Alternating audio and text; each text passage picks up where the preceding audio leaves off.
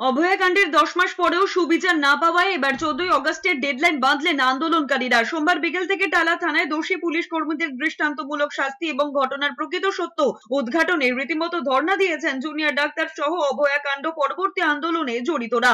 পরে আরজিকর হাসপাতালে চত্বরে তারা জমায়েত হয়ে প্রতিবাদ জানাতে গেলে পুলিশি বাধায় পরিবেশ উত্তপ্ত হয়ে ওঠে। পুলিশের বক্তব্য, এত লোককে একসঙ্গে হাসপাতালে প্রবেশে অনুমতি দেওয়া সম্ভব নয়, যদিও তা মানতে নারাজ দেখিয়েছে আন্দোলনকারীরা।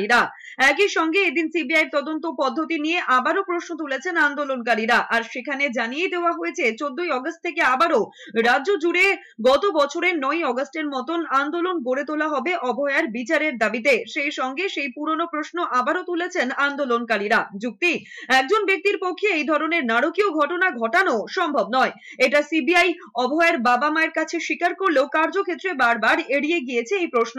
সিবিআই রিপোর্ট এবং পোস্টমর্টম রিপোর্টও উঠে এসছে যে স্মুথারিং, থ্রটলিং, তার সাথে অ্যাসল্ট, এই তিনটে জায়গায় একজন ব্যক্তির পক্ষে কী করে করা সম্ভব।